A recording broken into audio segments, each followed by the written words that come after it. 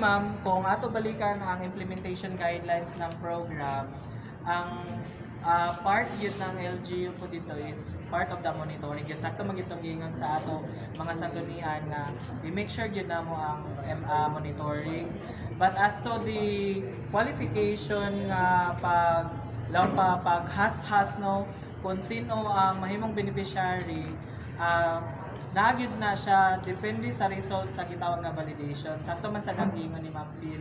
Karon medyo siguro kuan lang, medyo sakto-saktong may gi-suggest yun nila ni kagawad nga i-add na mo to i-take na kay nindot po to siya nga provision para klaro daan ang ordinansa kay kinahanglan ba kung ordinance nga ato ipasa is dapat klaro daan no, dili siya maka-create og kalibog. So thankful mi sa sanggunian for the inputs and mga comments no para mas nindot ang output nato sa ordinance. So regarding pod ma'am sa law nga CBMS, actually ang process magud dyan sa 4-piece program is ang list of potential beneficiaries inaog na ginagikan sa central office. So si LGU or si barangay wala gyud si Jai part sa pag-pre-qualify kay predetermined man ang potential beneficiaries kaya nag-base man lagi sila sa CBMS. So again, ang CBMS is not only for Surigao City but nationwide yun na nato i-observe no kay since na may balaod ang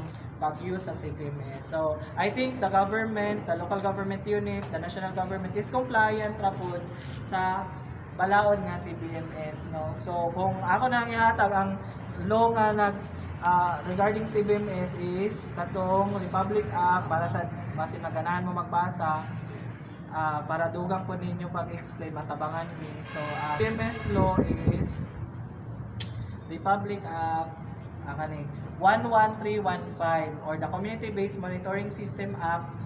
Kadto ni siyang nabago man gud ni siya nga balaod April 17, 2019 pa. So in transition pa gyud ang government. So like for the purpose ang gitawag ganiha na term ni Ma'am Phil is from the listahanan waya na dyan gipagamit ko man kay CBMS taga jud na. Tungod aning Republic Act 11315 or the CBMS Act of 2019 sorry. Okay. Ang kato na identify poor and vulnerable households, support local planning and budgeting, then target beneficiaries for government programs and social services. Klaro dyan siya sa provision sa balaod. O yan ang listahan. Thank you. Okay. Salamat, sir.